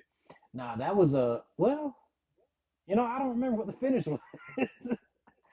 I feel like she had squatted down to maybe catch her or something, and she basically just did like a full press squat and then hit the KOD and won. Yeah. That sounds right in my mind. That was the finish. Okay. Well, yeah, I thought that was a good way to end it. And all in all, right winner. Good, solid match. Not my favorite. And you know, I'm ready to see where Bianca goes from here. Yeah. My only slam was I thought it got a little sloppy at times. That's fair. Speaking of sloppy, Shane O'Mac returned and ripped his knee open right in the middle in front of God and everybody and 80,000 people. Bro, I cannot believe my eyes. I thought it was a word, man. You could not. That was one of those moments. Yeah. You just took the words straight out of my mouth. You could not have. He comes down to confront The Miz, and they go to have this match. And I mean, he did like a drop down, and he jumped up to go over The Miz, and the minute he landed, he just crumbled. He got some good air on that leapfrog too, man. Oh yeah, maybe too much air even. You could hear the crowd started. You still got it, Shane. Oh man! And then the Miz kept on running, and he finally just stopped and put his hands up. He should have done that 2K glitch where they just like keep running back and forth on the ropes. Oh God. Man, that was the funniest thing in wrestling that I've seen since probably the Maximum Male Models thing at SummerSlam last year. Yep. That was It just, oh, and they could tell, you could tell Miz like didn't know what to do. Like the panic on his face, and then I mean, props to him and Snoop for planning something out. I honestly think it was better that Snoop hit the people's elbow of all things. it was Um, it was a stiff people's elbow too, man. He jumped on Miz yeah, hard. but oh man, I don't know. Just You could tell Shane, man. He looked jacked coming out there too. You can tell he was training hard. He probably called up Vince the week of and said, "Man, I can do this. Let me have one more before you sell the company." you think that's it for old Shane O'Mac? I'm sorry, man. Yeah, Oh, it's gonna be it for at least 6 months, man. yeah, that's true. Ain't no way he's gonna go out like that, though. You know he's gonna have at least one more match. He's gonna have to redeem himself. But Oh man, what if it was like a planned angle too, and then that just oh god, threw the whole thing off? what if we get Stephanie come out and tear her quad too to finish the McMahon legacy of tearing your quads in unforeseen moments on live television? Because what are the odds, man? What are the odds that Vince has tears both his quads at the Rumble in '05, and now here Shane, what 19 years later, 18 years later, has the same injury on live television? Whose was worse? I mean, I don't know. Vince was probably more embarrassing. Yeah, because Vince had to sit in the ring and conduct traffic. Like at least they kind of pulled Shane off, and then he just dissipated into darkness, and you never heard about him again. But like Vince had to sit there and finish the angle, Yes. and then oh man, I don't know. I think I'd rather be Shane, Yeah. honestly. I'm sorry, man. It was up there for my moment of the night. Ooh, And it's I hope Shane gets better, man. I'm not laughing at the fact that he's hurt, but just the way he got hurt. But prayers up for Shane O'Mac. it makes it worse too because it's WrestleMania. Like if it was any other night, Yeah. but it's like the biggest stage, and he returned, and oh man, I'm crying. And props to Snoop Dogg for saving that segment. Yeah, I think the but referees and the cameraman were kind of directing traffic, but Snoop Dogg got some good instincts for being a celebrity. yeah, I think Triple H said that girl referee is the one that told him to hit the people's elbow. Did you see that clip that I sent you? Yeah, where the cameraman was like, "Punch Miss." Old Stu saving the segment, man. Yep. Look at him. That's why he got acknowledged on Monday. Well, our co-main event was up next. Had some good laughs. Time to be serious because we got Brood Edge because he has nothing about the Brood with him other than we just put Brood Edge on the Titantron. And Finn Balor painted himself and said he was a demon, so everybody referred to him as a demon. And he stuck his tongue out a lot, too. Yeah. Oh, well, he not only did he stick his tongue out, he split his head open in the middle of this one. That was... Sheesh. Ugh. Go look at pictures of that. He had a giant split on his head. Bro, you could see all the blood on the mat. I can only imagine what it looked like live. Yeah. But this one was a Hell in a Cell, and yeah, I mean, I got a couple things. I'll just run down them real quick. The match was okay. I didn't hate it. I mean, it was fun watch, kind of long. Yeah. The three scoops that I had was the fact that we had the non-colored cage, the kendo stick spot where he trapped Balor in the corner with the kendo sticks. I thought that was neat. Just something new. Hadn't really seen that before, at least that I can remember. And the coup de grace off the platform. I'm not sure why the platform was there, but it was inventive, so I like it. I got that too. The Edge entrance, they had licensed music. Yeah. Who was it? Slayer. Slayer? Yeah, I don't know who they Yeah. are, but Corey Graves was excited. Not my cup of tea, but I mean, hey, Yeah, for the kind of people that like those kind of things, that's the kind of things that those people like. exactly. And I didn't really like his entrance though. Edge or Finn? Edge. It was I don't like a disco inferno. That's what it made me think of. I thought I was. Not the wrestler, but Yeah, I thought I was tweaking, man. I didn't know what he had on his face. It was like a disco ball, like you said. yeah. I don't know. It was odd. Do you have any other scoops for this one? Nah, man, you pretty much covered everything. This is probably Finn's best match, but it really wasn't. I probably won't go back and watch this at all Yeah. ever again. It was violent, but we didn't really get to see a lot of violence because they had to shoot away when the blood happened. Yeah. That was one of my slams. Like, looking at it now and how bad that cut was, I understand.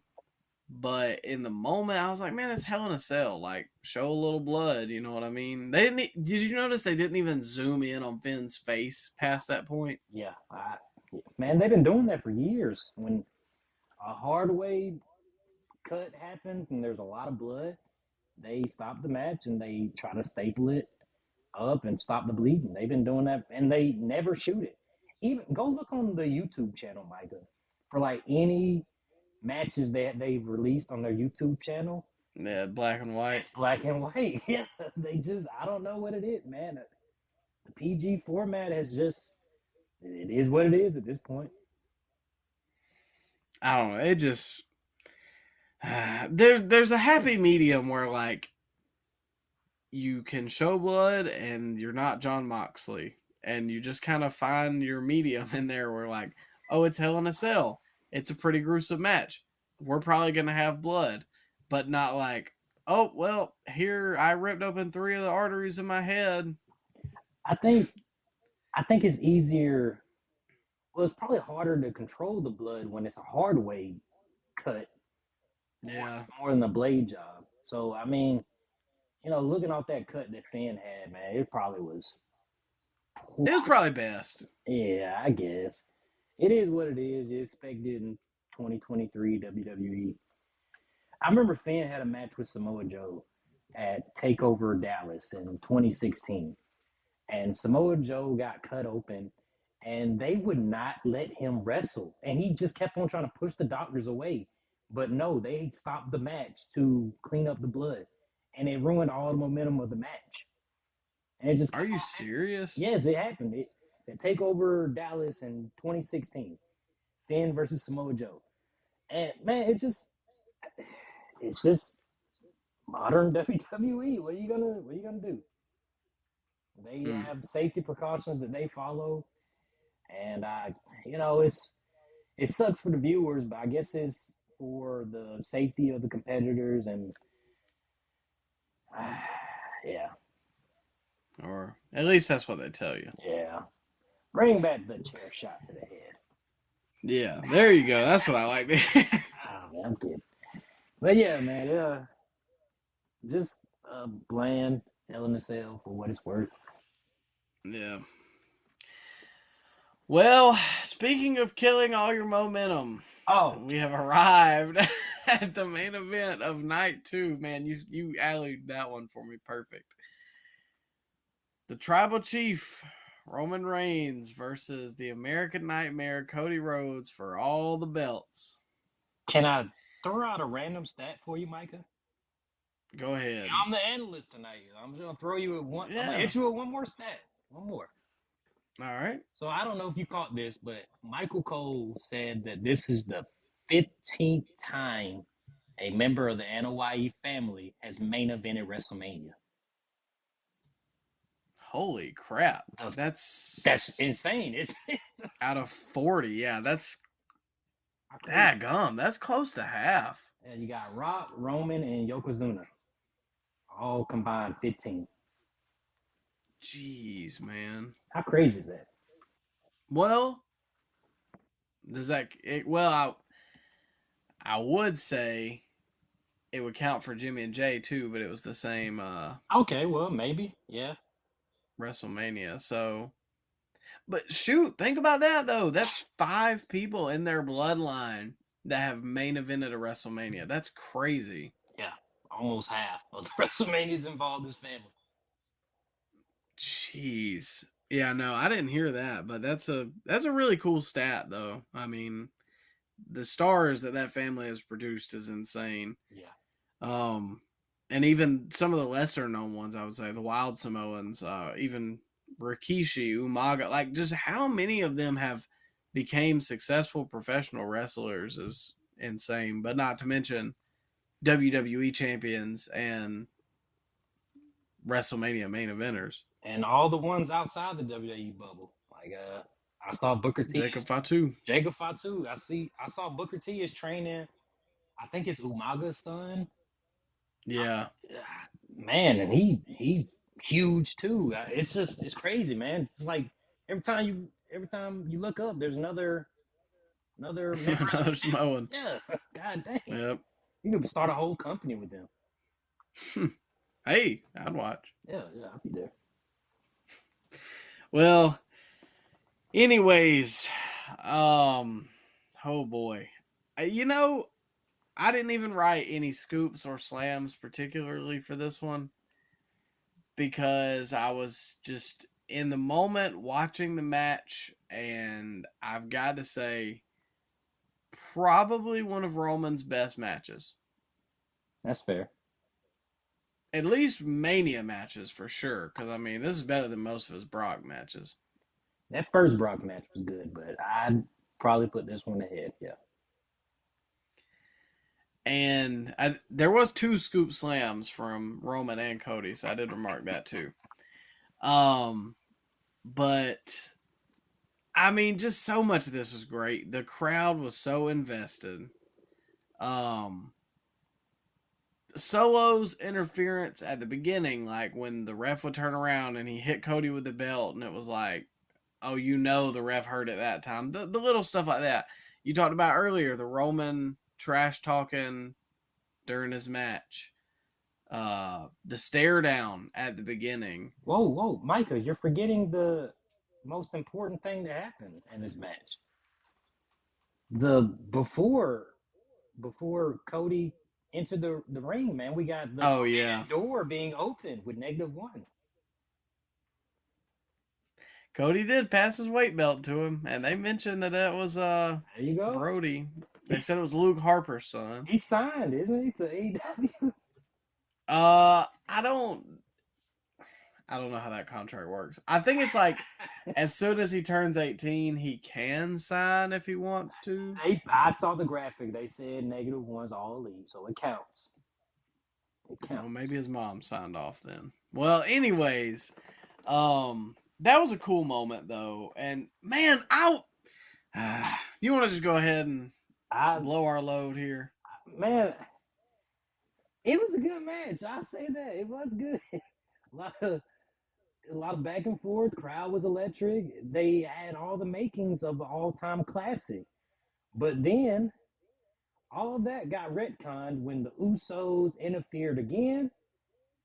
But Sammy and KO were there to save the day. They had the neutralizer. Yep. Cody had the neutralizer with Sammy and KO. Great. But then Solo, he came back after he got ejected from ringside. What? Why would you even eject him then? I don't know who laid that out, but that was an awful way to reintroduce Solo.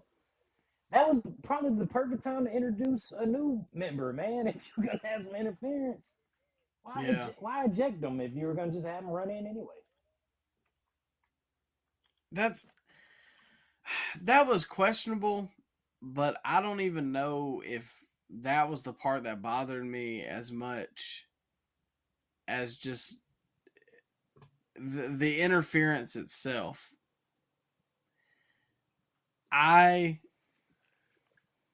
can't understand in my mind, like, even after they've tried to justify it with this and that, I don't know, man. I was so certain that Cody had it when he hit him with what, 2 crossroads or one, and he was fixing to go for another one, and I was like, "Yep, this is it." Yeah. And then commentary And he was, had his family ringside, and Brody, and I think Corey Graves was screaming at the top of his lungs to finish the story. yep. So I mean, it felt like it was over. It felt like the almost 1,000 day reign of Roman. It was over, but it's not. We're gonna get at least another few months of Roman's reign. I I called you. I immediately called you when this happened. We on our predictions, we were like, certainly it's got to be Cody, right? Like Cody is gonna win. There's no other You know, decision here, right? you know what? You complained a few weeks ago. I think you jinxed us when I said, "Hey man, WWE ain't predictable. We can't really predict most things that happens on the show." And then you're like, "What? I can predict everything that happens." And so they throw Well, us a curveball like this because of you, Mike. I blame you. You don't jinxed, blame me. you jinxed us, man. No, Vince worked his way back. Oh man, I heard that this was the plan a month out. Like they knew Roman was going to retain a month ago. That's I seen that report too, but I don't know, man. Like, Are we really surprised that Roman Reigns, the top heel in the business, would retain at WrestleMania in the main event when Triple H was the greatest heel of all time, arguably? If anybody would book a heel to win in the main event of WrestleMania, it'd probably be Triple H. I think if Vince was yeah, but booking, he would have had Cody win. Triple H freaking put over Batista at Mania. He also I won mean, it. dang. He also beat Rock, not Big Show. Was it Big Show? Yeah, it was Rock, Big Show, and Mankind. yeah, at WrestleMania 2000 in the main event. Yeah. Oh man. I this was just a very puzzling decision that I don't know should have been made. It's Luger 93. Let's not go that far. Come on. eh, okay, but when there's no bigger stage, like okay, if they because this is okay, spoiler for Monday. You've probably seen Raw by now. Um Lesnar turns on Cody at the end of the night. Yeah. So before that, I told my wife, I said, they cannot get out of this situation because if Cody now loses again, he's a jabroni and he's relegated to mid card. And if he wins, then there was no point in having him lose in the first place because you're never going to have a bigger stage than WrestleMania. And if they wait till 40 to do this again, I don't think it's going to have the same amount of momentum. Paul Heyman is trying to justify this by saying, well, he hasn't been through any hard times. I was just about to say. That's the whole story. Well, I mean, if you would have let me play devil's advocate, Micah, because I do think that Cody should have went over, but I don't think that the Lex Luger comparison is fair. Because Luger looked like a goober. He celebrated like he won the title on a countout. That made him look like an idiot. Cody lost to interference, yes. But, I mean, everybody else has lost to interference to Roman. Yeah. I think they're going with the Cena, like, redemption arc. You remember in 2012 when he lost to The Rock? Yeah, but Brock came back the next night, F5'd them, and then they had a program. And then pretty much the whole year was John Cena getting his redemption, and it ended at a WrestleMania win. but I don't know. Time will tell. I don't think this is the right call. Maybe when the bloodline fully like breaks up, that's when Roman he'll have nobody to save him. He'll have no help. Maybe that's where they're going in because it seemed like that was the direction they were going in on Monday because Roman refused to see the Usos. So maybe we Yeah. get some more Man, you say what you want, but the bloodline stuff is the best part of WWE television over the last 2 years, over the last decade, really, and the bloodline. Yeah. So we'll get more bloodline segments. There's still some story to tell. Roman isn't taking time off. So, man, I'm trying to be optimistic. We'll probably get Jay leaving, and then Jimmy will leave after Jay leaves, or Solo finally sees the Roman is a no good, dirty gaslighter. I don't know, man. I'm trying to stay positive. There's still some story to tell here, but in the moment, I was so deflated seeing Cody lose to Roman. It just left a bad taste in people's mouths. Like, The whole you could crowd, tell the crowd there just died. like, what? Everybody was looking around. Felt like the Undertaker streak getting ended. Yeah. Nobody saw it. Nobody predicted it. Well, he hit that spear, and I was like, no. I was like, oh, he's going to kick out. And it was like 1, 2, and I was like, no. And then it went to 3, and I was like, oh, Wow. my God. I sat up. My wife, again, who does not watch the product every week, she mainly just listens to me tell her about it, sat up like, oh my God, why? Dude, he's at like Cena levels of merch right now. Why would you not capitalize on that? And it's not like they don't have people that he could go against. I mean, shoot, who can go against Roman now? That's interesting. I still think we'll probably get a Bobby Lashley match because we haven't gotten that. Yeah. Randy, is he due back? Yeah, I don't know. Haven't we already? He already beat Randy, didn't he? Not in his current reign. I don't think he's ever faced Randy. I know he beat Randy at SummerSlam in like 2014, but Yeah. that's the last time I can remember them facing off 1-on-1. It's interesting, man. I'm curious as to how or who. I don't think he's gonna face anybody at the Backlash show. I don't think he's gonna be. No. But after that, they have the UK show, Money in the Bank. Is that after Backlash? Or I think so, yeah. I think July. I think King of the Ring is after that. So Yep, it is. he probably won't get booked for that either. But Good Lord. in June when he pops back up, I guess. I don't know, man. I don't know. Time will tell. Time will tell. I'll just close it up with this for my thoughts on this match. I think it was a really good match if you take away the ending. Yeah. And I think that this decision will hurt all parties involved. Maybe aside from Roman, because he's still the champion. But I think it hurts WWE, and I think it hurts Cody in the long run. You think it hurts WWE, really? I think they lost. Like, I had somebody text me that was like, "Are you freaking kidding me?"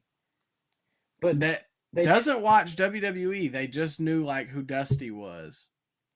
But then they did their highest number in 2 years on Raw at the WrestleMania. Yeah, but then what did they do with that? Yeah, but that's not the point. The point is, everybody saw that Cody lost, and they still tuned in more than ever to see.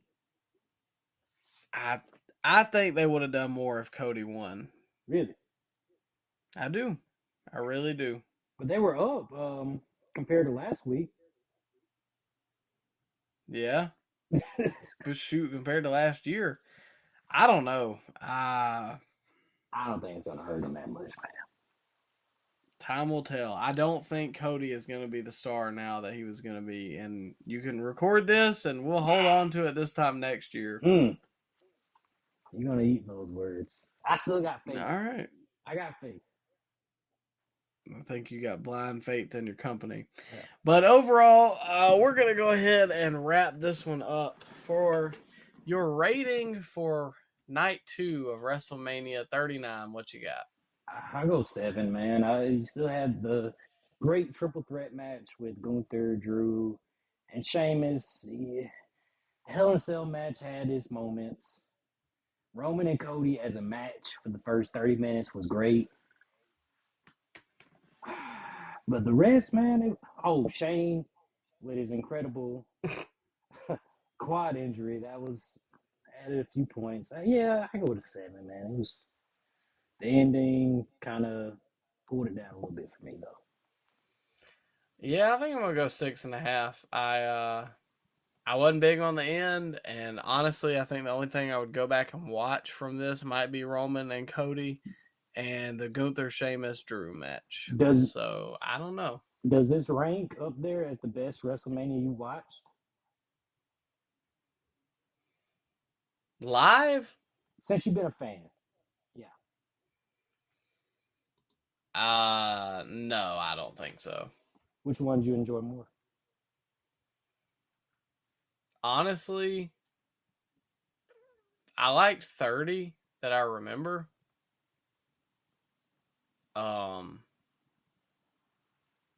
I'd have to see the cards.